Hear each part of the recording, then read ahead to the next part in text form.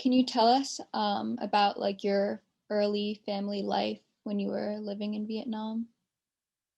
So what's interesting is I don't remember. I have sporadic memories of things, right? I don't remember much except for like a handful.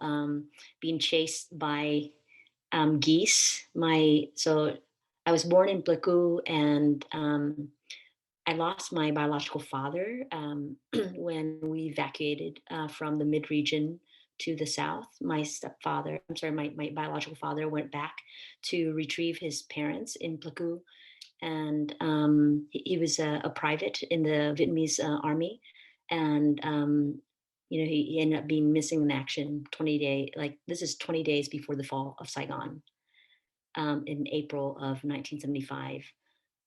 So my mom basically raised us three kids, and she went back. They went down to Saigon, and then we have family in Saigon, and then we also have family in Bong Sơn, which is near Pleiku, right? So basically, my maternal side they live in Bong Sơn, and my paternal side they live in Pleiku.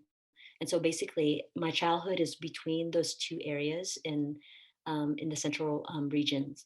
And so with my paternal side, my mom lived with my grandpa and grandmother, and they had everything from like monkeys, pigs, chickens, geese, and stuff like that. And I remember being chased, right, coming back home from school, just by the geese, and nasty geese, and that was with my paternal side. With my maternal side, my mom worked a lot, just trying to eke out a living. So she basically left my two siblings, and I uh, to our own devices. And my grandmother would help out. And this is when we were living in the central regions. But later on, when we moved permanently to Saigon, I have some family. That's Ho Chi Minh City, post-war there. Um, I remember attending school and being a really terrible student. This is the irony. Oh, and you'll love this right now that I'm an English teacher. I was wild and crazy, and then they would rank you and stuff. I was always like second to last in terms of yeah, my performance. But I just remembered us being very much alone most of the time because my mom had to. It was really hard to make a living, and my mom was a very smart businesswoman. She was able to maneuver. I don't know how she did it, but she worked at a cotton factory that made like maxi pads and stuff like that for women. And I'm sure she was like dealing.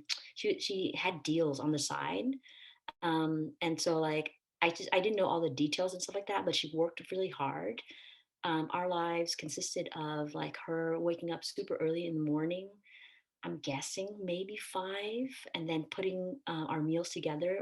We're so it's nothing like in the U.S., right, where you have a babysitter, you have somebody of age taking care of you.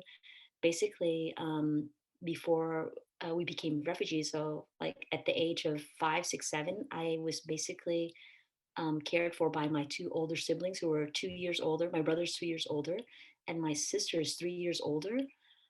So you basically have like an 8 or 10 and a 10-year old taking care of you, and my mom would just leave food out for us. Like so, if you can envision our house in Saigon, and we were one of the fortunate ones because my mom's side we actually had money, so imagine like a home that is basically a rectangle with like a portion of it in the back for the kitchen, and then in the midsection is the bedroom area, and then the front part is like the garage where you have like the motorcycles and stuff like that.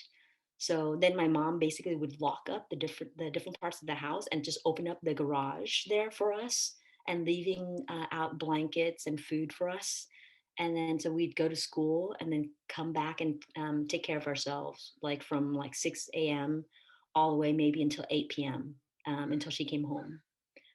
So her work there, if she were lucky, I remember one time she was really lucky and she landed some like uh, a windfall, and she was so happy to come home with the money.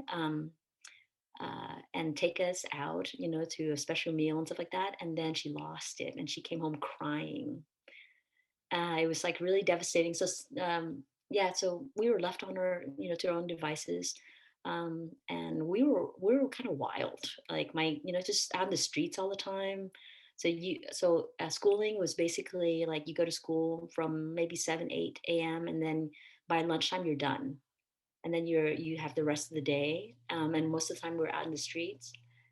And so I remember I think, yeah, we were just wild.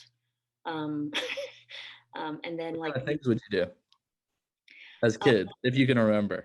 yeah, well, I was something of a neighborhood bully. We would extort ice cream money. Like there was like a local gang, for the 6-year-olds and 5-year-olds and stuff like that.